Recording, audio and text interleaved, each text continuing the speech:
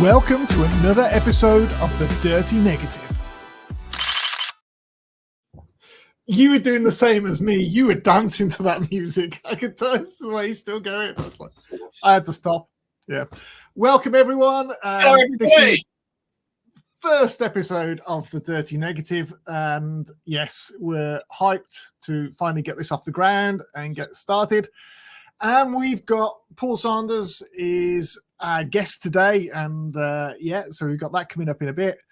And we're just going to have a little bit of a talk about photography in general, this, that, and the other. Have a chat with Paul, then come back, have a little bit more of a catch up.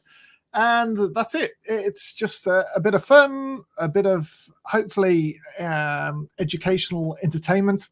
And so there we go. So very interesting talk we're going to have today. I'm really looking forward to seeing what Paul's got to say. And what a first guest, because he knows his stuff.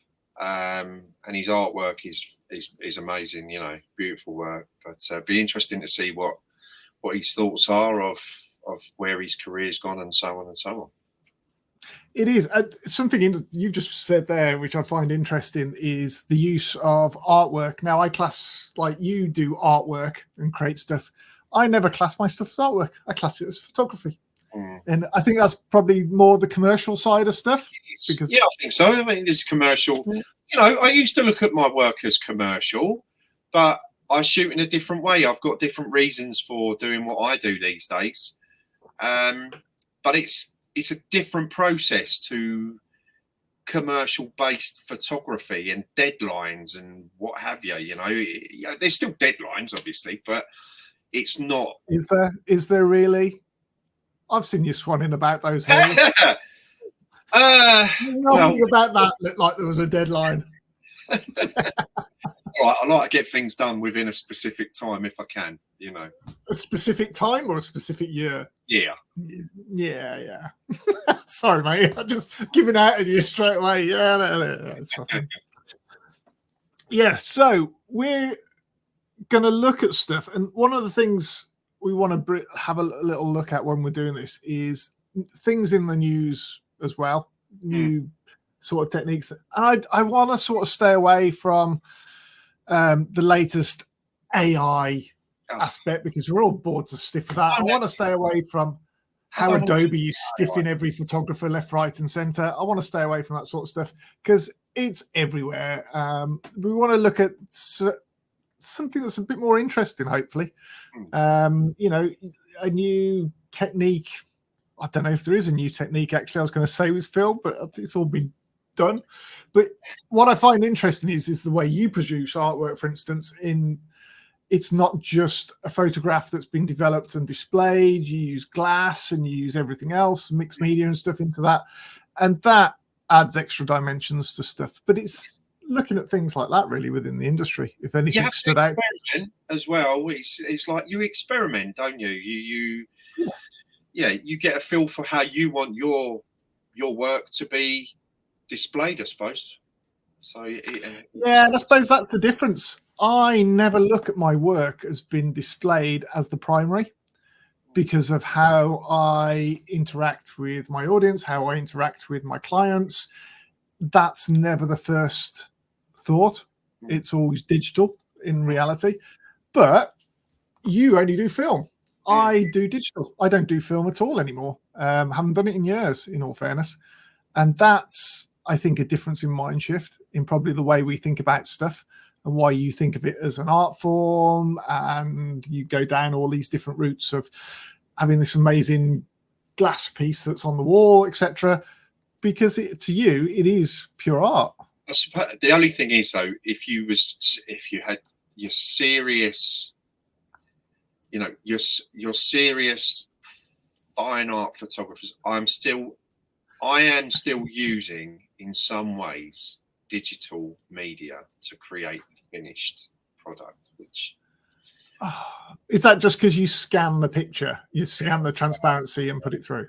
Yeah, I mean, if you look at darkroom printing and all of that, but we talk about that another day, I suppose. Yeah, it must be such a faff though to do that. Jesus. We developed this technology for a reason, mate. you know, the one thing, me personally, I'd love. I mean, I look at a guy in particular who's now in his 80s, and he's got a terrific. We'll have to get him on. Actually, leave that one with me. I'll see what I can do. But he's called Clyde Butcher, and he's based in Florida. Okay. He is a large format photographer that prints all of his work in his own darkroom development place in Florida, and the stuff he produces is monstrous, and it is unbelievable. It's unbelievable, but that's an art in itself. That is a skill set of its own. You know, and it's not cheap either. You have to think about your running costs as well, of what you can afford to do. But you know, have a look at what Clyde does. I mean, he's in his 80s now. Amazing stuff. Nice. So anyway, what you been up to in the last week or two? Well, actually, I just got some negatives back from a recent project. So I'm having. Is that your Poland trip stuff? Yeah, yeah. So I've been doing that. Nice. I've been busy with the other side of what I do, obviously with the bird of prey stuff and the conservation side of work. You know, display work talks, educational talks, and so on and so on. I've been to just busy with that really, and having some. I got the colour necks back as well from Italy the other month. So yeah, it's nice when you get the work back, which you took months ago, because you forget about it. And then when it comes back and you think, oh, I forgot about that one. And then you pat yourself on the back for your exposures and stuff like that. Yeah, well done. See, I like the fact that I can get instant gratification when I get back and look at that stuff. Admittedly, 9 times out of 10, I don't edit anything when I come back from somewhere. I leave it for a few weeks, so I've forgotten about it. So I don't have that emotional attachment. Nothing to do with the fact I'm lazy as hell and just want to chill out when I get back. You know, it's nothing. I went to Shelsley Walsh. It's a hill climbing place by us. And I went there at the weekend. And I took the camera because, as you do, you know, they've got an event going on. And it was all old classics there. And we went up mate picked us up in a Ferrari 288 GTO. Which was really nice, to be fair, to go up and that, because it was those sort of things that were there as well. But Michael Schumacher's 1983 Formula One World Championship car was there, the Benetton that he had at the time, apparently.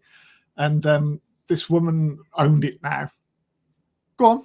83 or 93? Oh, shit. I don't know. Must be 93. Maybe it's 93. 93. Yeah. Sorry. Yeah. No, I was just thinking, it was you know, I remember the 3 in it. Yeah, because I grew up Prost and PK, and that was in the 80s. Yeah. So yeah, 90s. Sorry, Terry. Yeah, okay. So yeah, it was his early career sort of thing, but they had that there, and they actually took it up the hill, and it was as loud as so literally I got to stand there right next to it, and the woman that owns it, there was one bit where she was in the paddock, and I photobombed a photo she was taking of some other car like that, and she was laughing and chuckling. And then sort of mid-afternoonish, I was feeling a little bit tired, so I went and had a little lie down on the bank, which is on the back road where they come down after they've been up the hill. And she came down in this. She'd obviously been back up, and I've started to drift off to sleep, just chilling out. Lovely sun, it was great. She stopped right in front of where I was and opened the throttle up on this thing. Scared the life out of me, and I couldn't see her because the helmet was on. But as I jumped, I swear to God, she was laughing her head off, and then just drove off down into the pits. Yeah, that was loud as well. It was, yeah, it was. So fair play to her. She got her own back. It's quite nice. But that was a good day because I don't normally go and do car photography and things like that. So it's I just thought I'd go and have a little fun day and put some pictures out and just be hobby side of stuff again. And that's nice. Yeah, I tell you, mate, they had everything there from really old style Formula One cars to NASCAR cars there and everything else, which was just so yeah, it was a really good day. Yeah. Cool. So little things you got to go and do, eh? Absolutely. So yeah, that's probably all I've been doing, to be fair. I haven't done much in terms of work, which has involved me being on site. That's for everyone else. I've been doing a lot of strategy stuff, and I've been all over the country doing that sort of stuff, planning stuff, and we're putting it in. That's about it. You've been plugging your book? No, I'm so bad about it. Yeah, where is it? Oh. Thanks for that, Liz. Here we go. There. So, new little book. So you want to be a photographer? Yes. It's all about the business of photography. It's short and sweet. That's it. You got it. Yeah. There you go. It's short and sweet because you should just get straight to the information that you need to crack on. I think that's quite important. But yeah, so that's out. But I have got a whole plan set up for that. We've got videos being done for the likes of TikTok and everything else. But the others are doing that because that's not my realm. You know, I got rid of TikTok off my phone. I used to lose 2-3 hours a day on that bloody thing. And I was just, no, turn that off. And I was never going to get into it. So yeah, the younger generation are doing that for us and doing the videos on that and putting them out. So yeah. Anyway. Yeah. Oh, nice. Thanks for the plug, mate. Right. Yes. So we're going to switch over now. We're going to get Paul in. We're going to have a nice little chat and talk about his photography and how he got there and what inspired him. And obviously he'd got a career before he was a self-employed photographer, just enjoying life, because we all enjoy life as self-employed photographers, don't we? Yeah, it's never stressful. It's always easy. Yeah. No. Yeah. So yeah, so let's go and have a chat with him now.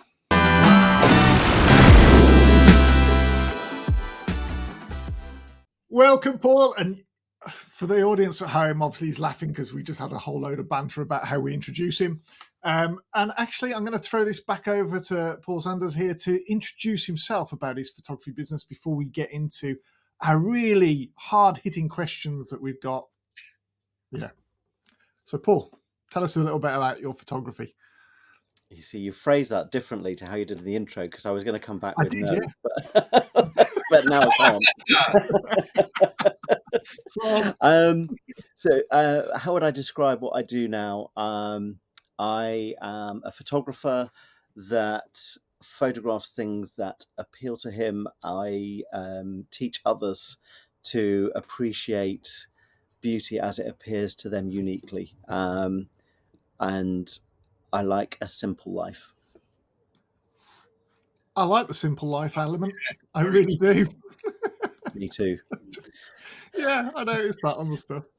So, I mean, obviously, looking at your work, you're a very accomplished photographer, and this isn't just the Big Up Paul show. You know, your work is actually really, really amazing. So everyone's got to go check it out afterwards.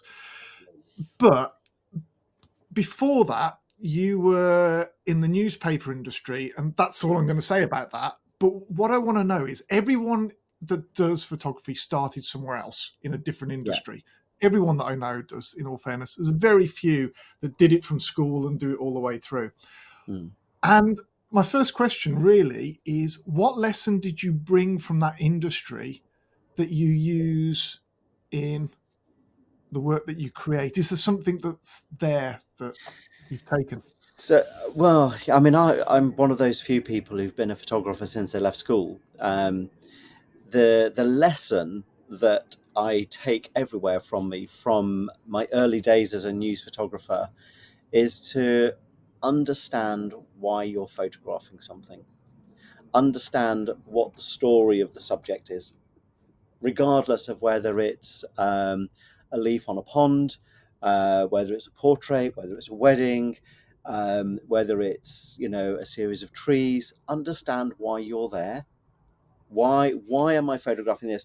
And if it's as simple as, I just find this fascinating, then allow yourself to show that fascination of the subject.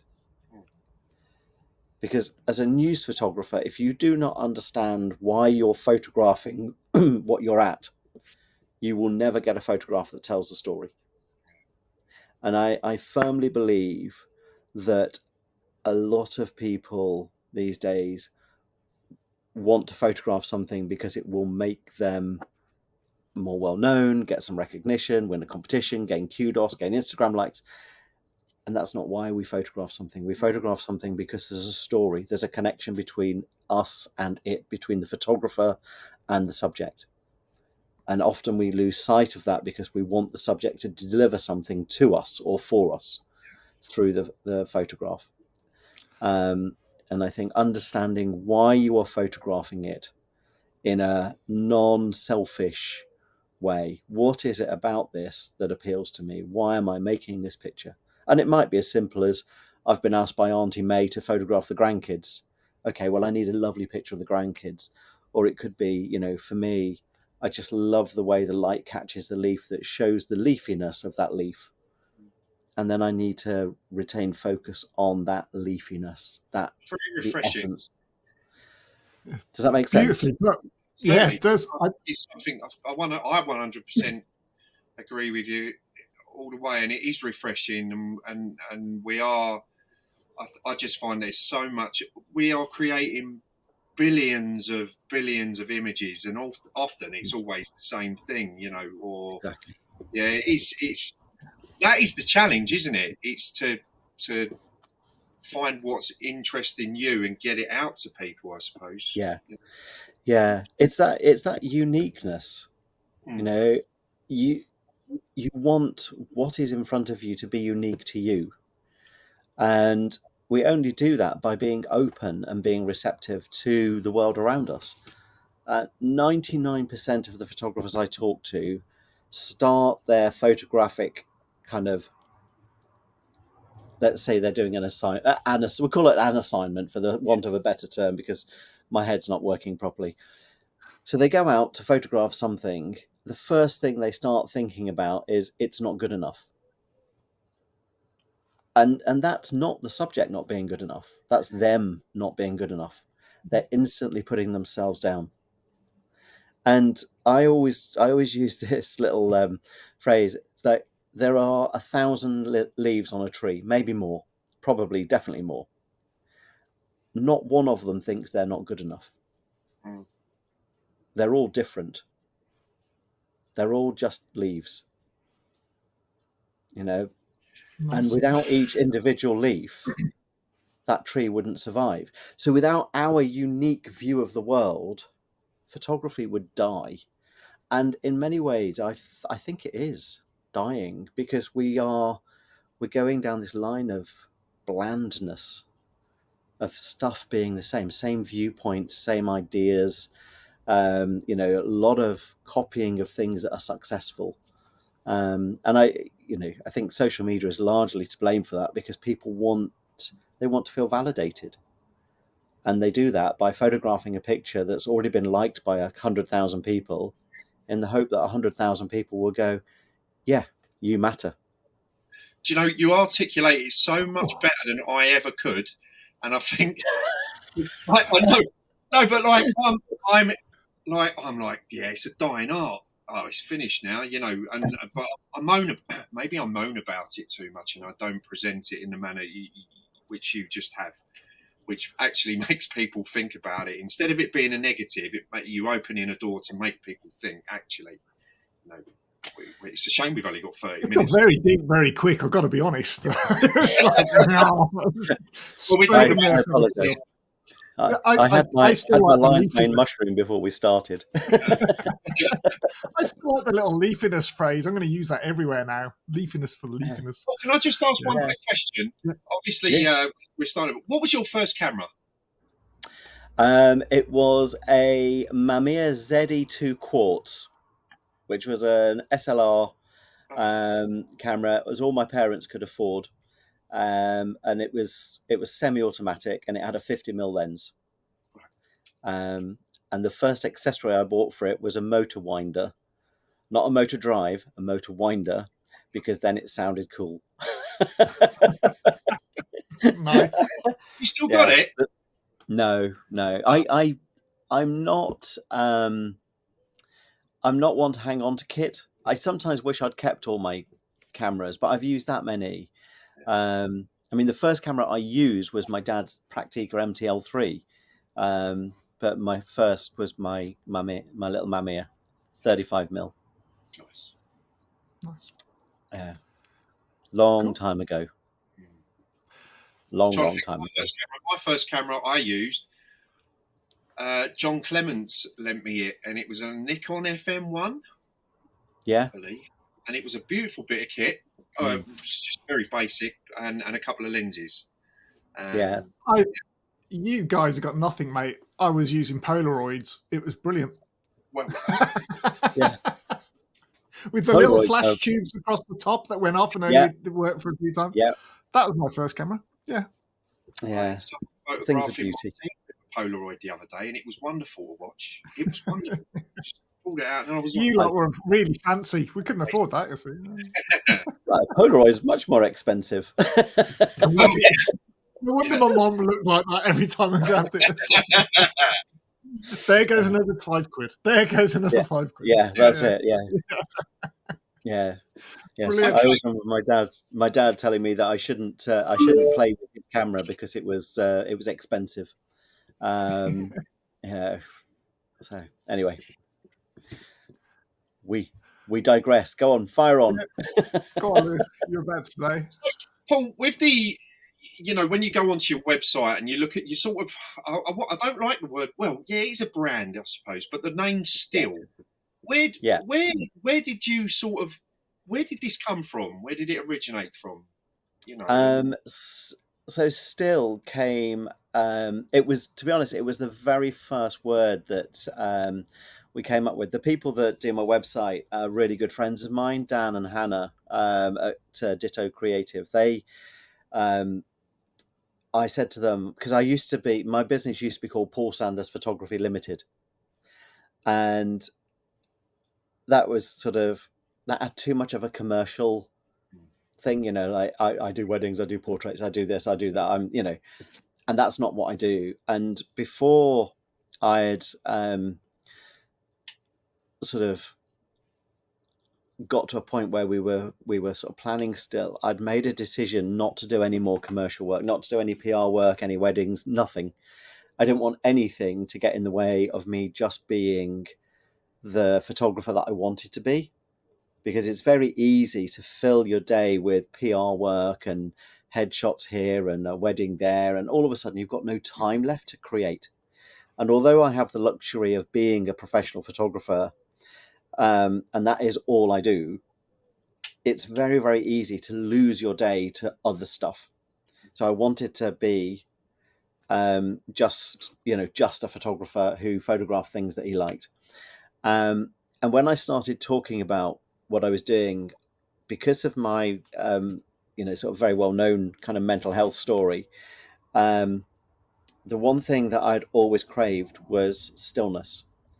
And when we had all my photos, we had a load of prints out on the desk, and we were sort of talking about them, and we kept coming back to this word still. And we went away and we were trying to come up with another word, another kind of brand, because still doesn't really say anything.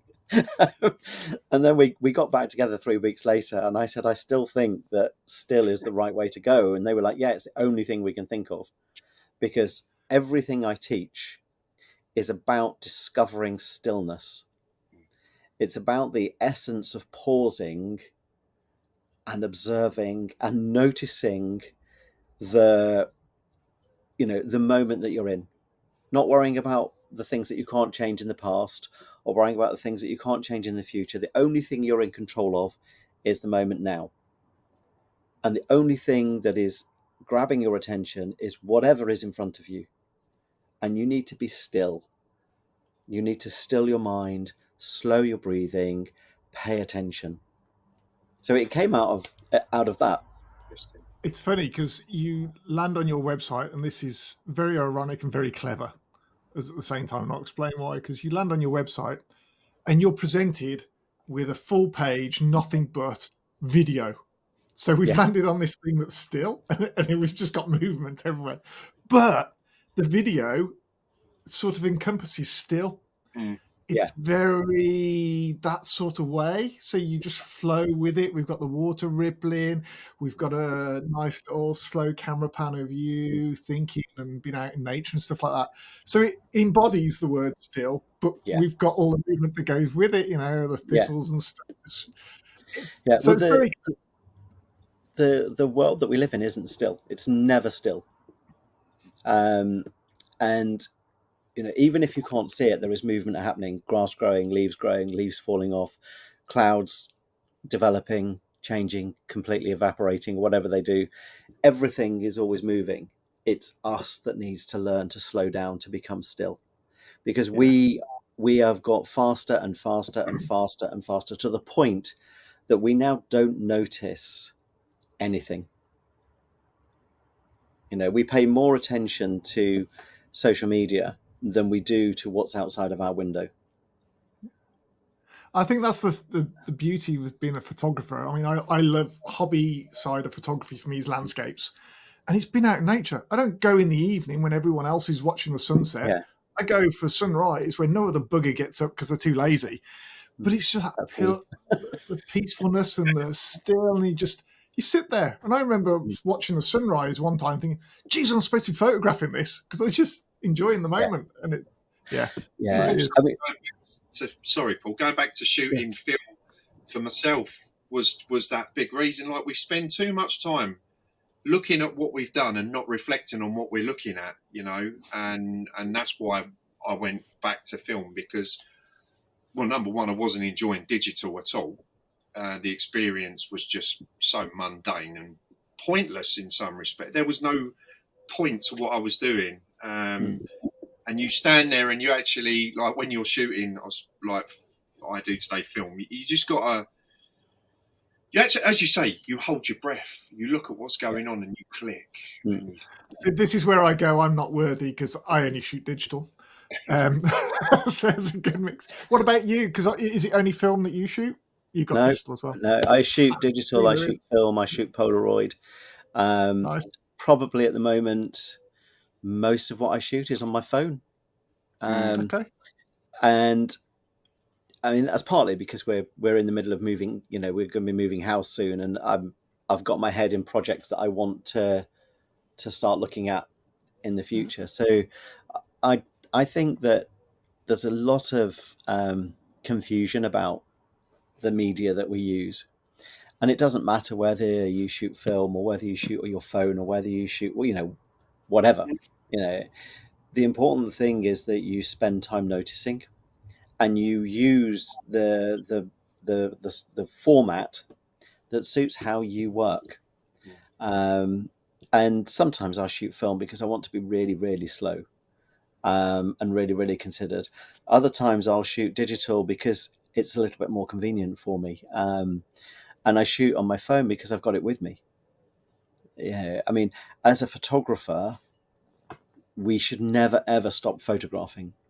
Even if you don't have a camera, you should be looking around and seeing the world and framing pictures, and you're just mentally photographing. And we don't often, I will lead a workshop, and then people will leave at the end of it, and then a year later they'll come on another workshop and they'll get the camera out of the bag, and I'll go through their pictures on the back. It's the same set of pictures that we did last year. Oh, God. And they go, oh yeah, I haven't picked the camera up. Photography is a daily practice. Yeah. It's not something you do and then you just put it down. It's like training for the Olympics. You have to go out every day. You do it every day, and whether you do it with a camera, with a phone, or with just your imagination, you photograph every day. You practice the art of seeing. And I think that's one of the beauties of being a photographer, is that wherever you go, because I feel it everywhere I go, I'm looking at everything going, oh, that would make an amazing photo if I had my camera with me. Or looking at, you just see the world in a totally different way, and it's a really beautiful way of seeing the world. And it's just, not everyone gets that, and I find that really weird that they don't see things. And I suppose I look back when I was a kid and we were driving places, and not me driving, but the parents driving, and they'd go, "Oh, look at that view, it's amazing," and I'd go, "I really don't care," because I was like 6, 7. Yeah, you just don't care. But as you get older, you start to appreciate that sort of stuff. I think you do. You get to a point where different things matter in life. Mm. And it's quite interesting because I mean, my son Noah, when he was little, I would be driving along going, "Wow, look at the light on that." And Noah has a very good eye for light and shape and form and all the rest of it. So he would, you know, if we go on a journey anyway, he'll sometimes say, "Wow, Dad, look at the light through that tree." He has no interest in photography, but he has an appreciation of Nice. light and texture and movement and all the rest of it, which I really like. A lot of people are frightened by making pictures because they've often been told they're not good enough. You know, it's, you know, you'll have people who have perhaps been conditioned at school that their art wasn't good enough, so they'll be frightened of it. And then there's a whole culture, certainly in the UK, of scoring pictures. You know, whether your picture is worth 1 out of 10 or 10 out of 10 or out of 20, you know, sort of the camera club thing. It's quite a harsh environment, and I'd like to think that it's starting to change in some clubs. You know, getting away from this idea that there is the perfect picture, because there isn't such a thing.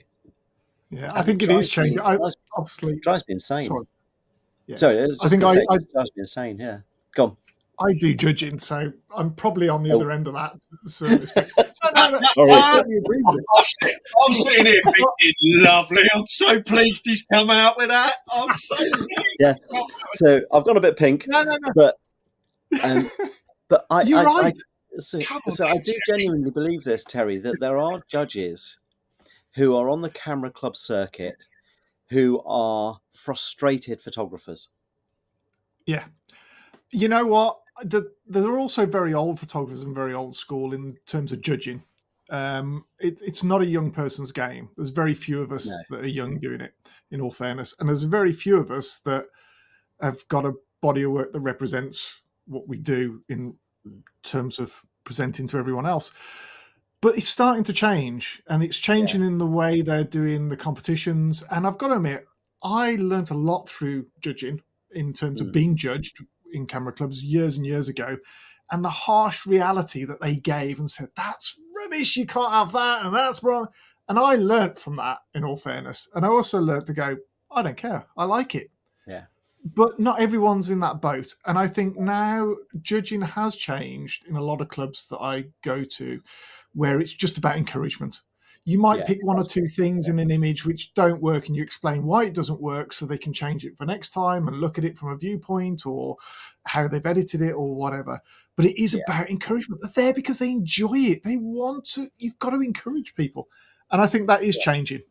And the younger generation that are coming into judging are bringing that up, which is nice to see. Because I think it's really important that people feel encouraged and not discouraged. Because if you come to any creative outlet for your daily stress, you don't want to feel not good enough. Yeah, you know, exactly. And the joy, I think, of being a beginner is just wonderful. I've been photographing since I was 14. And I still try to approach everything as if I've seen it for the first time. And there's a big thing that we don't want to be seen as beginners. We want to be seen as experts or professionals. So we buy, the fanciest kit because it makes us look good. I always liken it to cycling. I used to do a lot of road cycling, and you would get some, people who would buy the 12,000-15,000 pound bike because it made them look like a professional, and they'd have all the team kit on. Perhaps they were 35 stone, but they would still have all the gear. We don't want to be beginners at anything, and it's the same when you put out a sort of an intro for a workshop. What level of experience do you have? Very few people put beginner. Yeah. And I love the people that put beginner because it means they're open. It means they're willing to try anything. They're willing to experiment. They're willing to make mistakes. And we live in a world that doesn't appreciate mistakes. Yeah. It doesn't appreciate us getting it wrong and taking the slow course. We want to be, really good at something. I started to learn to play the bass guitar just after Christmas because I wanted something where I had no expectation of being any good. And I am still no good, but I really, really enjoy it. And, I can make a few things that sound almost like what they're supposed to sound, but generally it sounds like I'm twanging an elastic band on a shoebox. And I think the joy that I get out of twanging my elastic band on a shoebox is not matched by anything else. And the We should have joy that opened the show with that, yeah, just having you. yeah, there is no way I'm playing in public. No way. But the importance of being in awe of what is in front of you, of having that beginner's mind, of looking at something as a child looks at something. As adults, we tend to go, yeah, no, not good enough, not right. This is in the wrong place. That's in the wrong place. Doesn't work. Rather than thinking, what if I change my perspective? What if I move around? What if I change my lens? Okay, this is all I'm going to work with today. And I know from my starting point, it doesn't necessarily work, but I'm going to stick with it. And I'm going to see what comes out of it.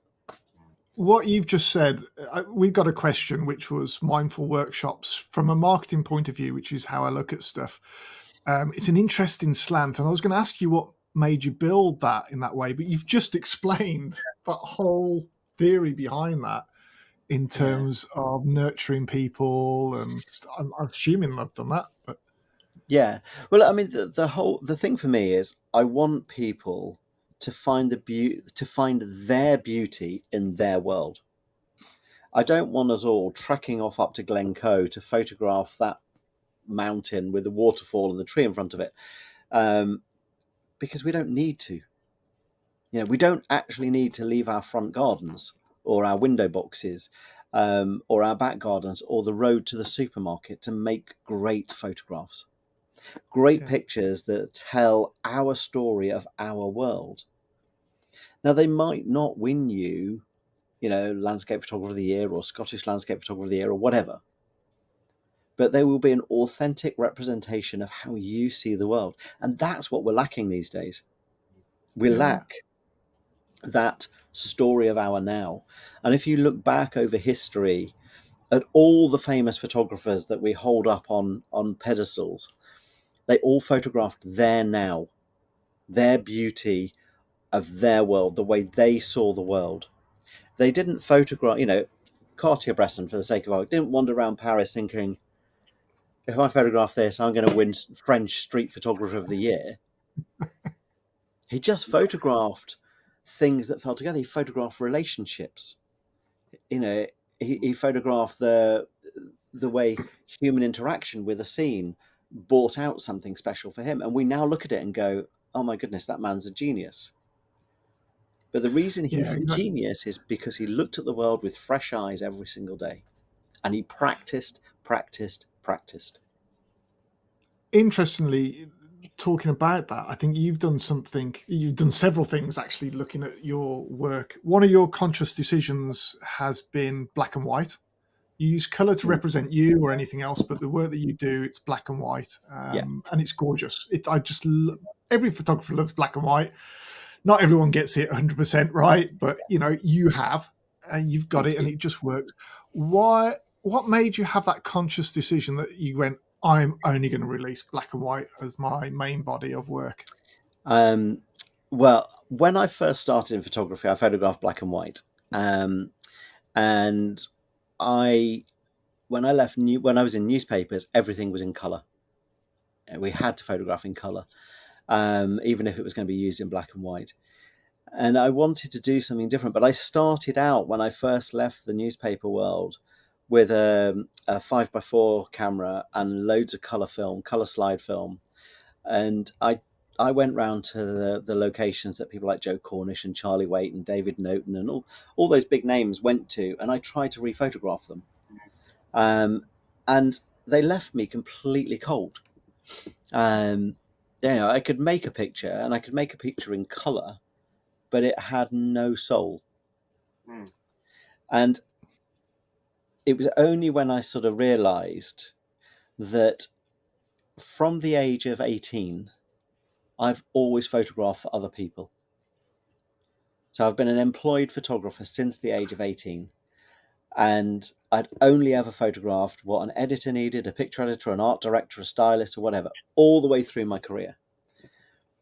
And I suddenly realized that the only things I'd photographed for myself were the things I photographed in my dad's garden with his camera, and then my little camera, the kind of the playing around bits. Yeah. And I need to go back to find out what I really love. And I love the simplicity of black and white. Black and white is an abstraction of the real world.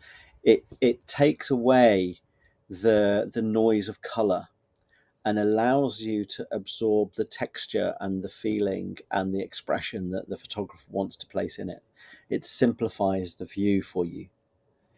And in simplifying it, it can deliver far more complex messages, because You've we got a are so beautiful way of distracted by color. articulating. Oh, thank you. I'll take that for a I Thursday love it. morning. You've talked about when, because the passion comes through and why you've done it. It's just, yeah.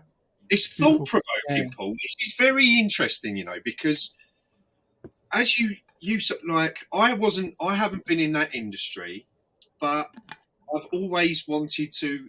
It only up until the last, say, 4 years, but pre that, as you say, even though I was shooting for, I've got to get it in this agency, I've got to get it in that agency, I need to be in this award, I want to be in that award. Yeah. And do you know what? I put my gear down and I just had enough of it. And a couple of years after that, I thought, I'm missing this. I'm missing it. But what I didn't pick that gear up. I sold the whole lot of it. And I thought, I'm going to jump in the deep end and I'm going to go large format. Yeah. Because I want to fall back. I want to relearn, but I want to shoot for me. And this discussion for me, and I reckon for many, many people, is going to be so thought-provoking in that respect that actually I've just realised that I've spent 20 years of my life running around shooting for something else that wasn't actually for me without me even knowing, Yeah. when it comes to, and I actually, personally, I think my work has improved massively in the last few years because I'm actually shooting for myself, but in a manner that has got no pressure on you, Yeah.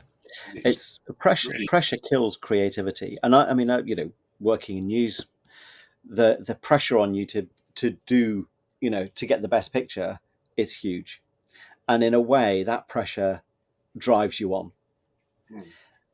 But now I do it in a different way. Well, I don't actually need that pressure. I mean, we were talking about cameras a little while ago. I recently bought a Nikon F3, which was one of the cameras that I absolutely loved using as a news photographer. And I thought, I'm gonna have one of those and just have a play with it.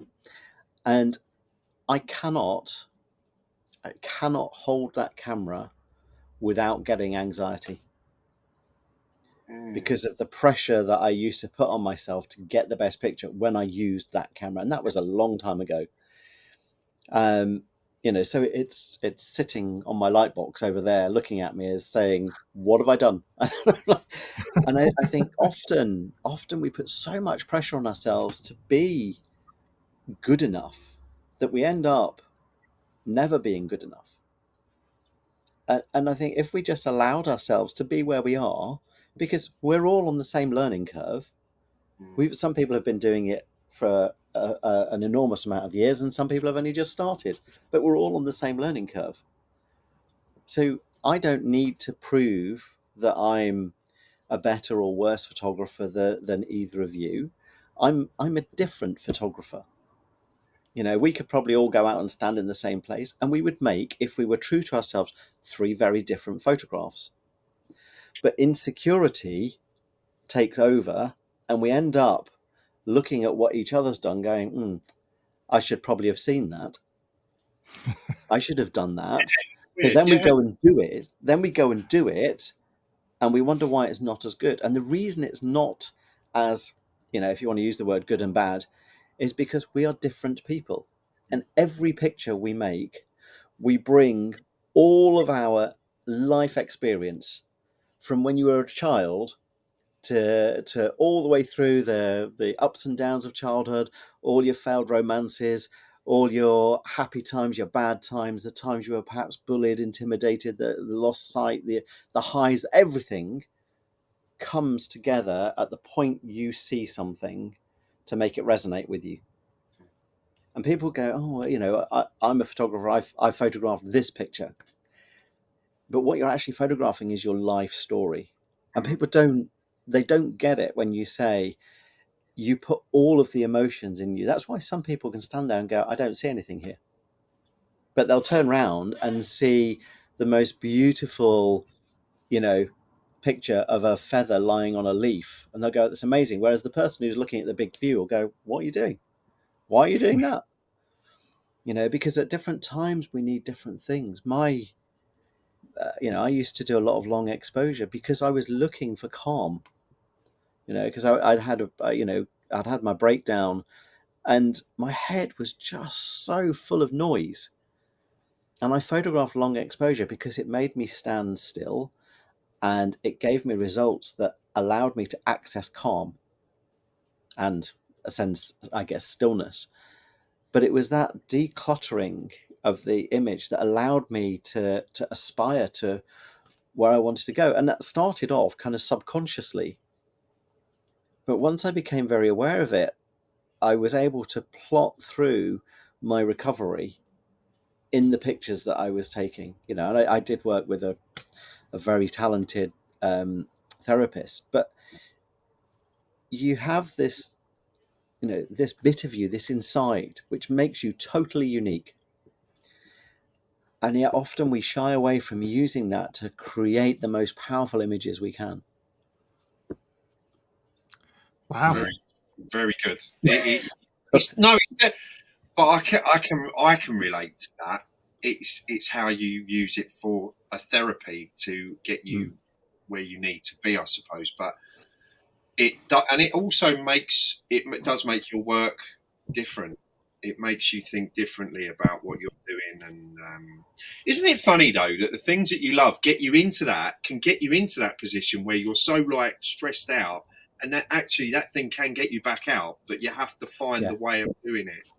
And time. Yeah, you've got to listen to it. You really got to listen to it. Wow. I mean, that whole thing of me being at the Times, that was where I always wanted to work. That was my dream job.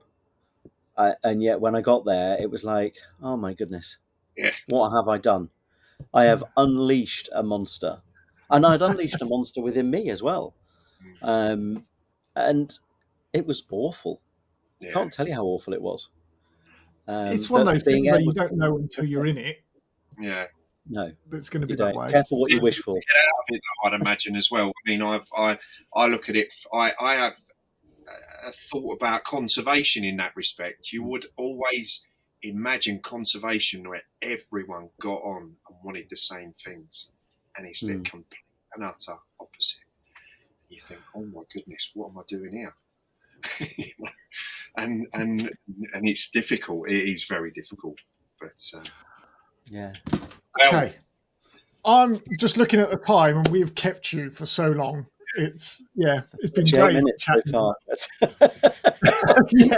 So much for 20 minutes and 6 questions. We could make this a 10-hour podcast. It'd be great, but I'm not sure the audience would appeal. But we could talk about it so much. It's fantastic. Look, we're going to end on a bit of a light thing. This is something that we're probably going to do for everyone because it's just so silly. We're just going to do some quick fire questions, which have got bugger all to do with photography because it's showing you off, really. Right, fair enough. Yeah, Lewis, you can fire away, mate. Oh, thanks. Yeah. Listen, football or cricket? Football. Okay, what team? Liverpool. I was waiting for that. Oh, that's what was that? Liverpool. Okay. That's Oh, okay. yeah. I'll let you off. Been Liverpool since I was 8. Oh, okay. It's stuck ingrained into you. Yeah. What was your We're not favourite? beating him out that one. What was your favourite band? Favorite band, U2. Oh, okay. Favourite song? Favorite song is Teenage Kicks by the Undertones. Favourite song with you too, though? Oh God, yeah. Well, There's so many. oh God, I'm trying to think what it's called now. Bullet I forgot Blue what it's called. No, it's Magnificent. That was it. I was trying to think. It's off the No Line on the Horizon album. Terry, go on, you throw one out there. Oh, thanks. Right. Monopoly or chess? Monopoly. It's much easier. You just go, Well, yeah, I don't get. I'm a I just chess man. can't understand chess. Yeah. And by the way, with Monopoly, is there any specific place that you always want to buy first? Mayfair. Any of the green ones. Oh, okay. I've always fancied the railway stations myself, but anyway. Railway stations. You see, tactically, the railway stations are the best bet. Yeah. There we are. Agree. Yeah, but I just like the green ones. If that's the only thing people take out of this podcast, it's that, yep, And railway really, stations are the best. If they had, look, they should have White Hart Lane on there, but then you'd argue that Anfield should be the other side, I suppose, shouldn't it? You know. No, White Hart Lane and Highbury should be on there because they're in London. Fair enough. But you have got Highbury and Islington are on there, I think, aren't they?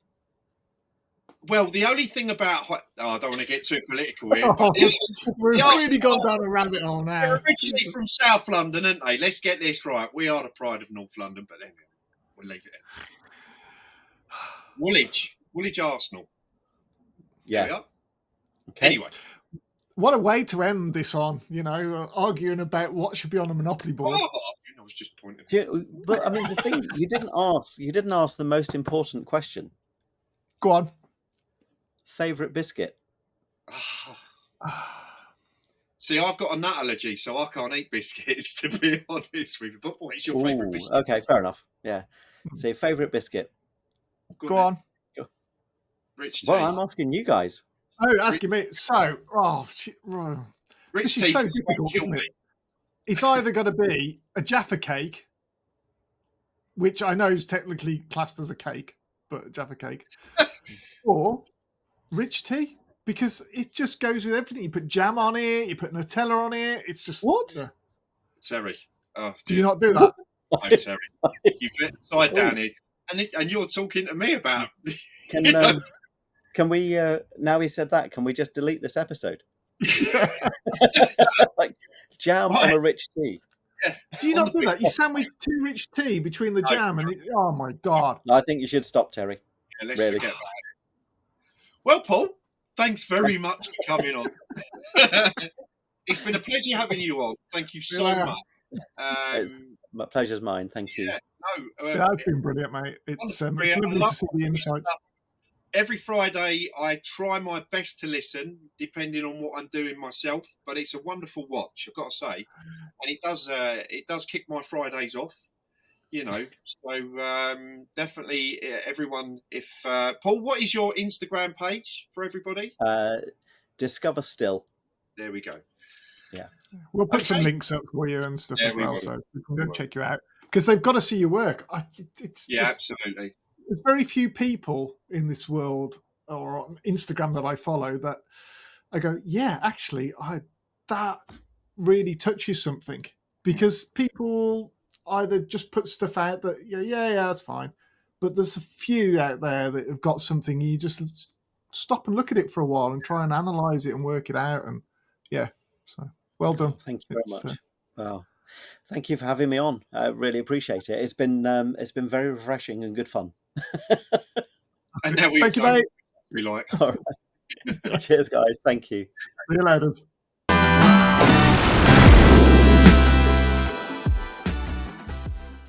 That was an amazing conversation, I got to be honest. But I really do think jam biscuits are the way to go. Down, mate. You're a Philistine. I've got to mute. Well, Sorry. Anyway, moving swiftly on. You've got to have. You don't knock it until you've tried it. I'll make sure I go straight out into the kitchen and get. Yeah, you do that, mate. You do that. Yeah, I think. I feel a bit peckish now. I need to carry on. Eat that. So yeah, No, brilliant interview. That was a fascinating interview, wasn't it? He's a lovely guy, and I've followed Paul's work for a little while now, and I just find it very refreshing, and it helps. It just helps me personally. You know, it's a nice way to. What I've took from that, and I think a lot of people miss when they do photography, is they just go and take a photograph and they don't really think why they're taking it or what excites them or this, that, and the other.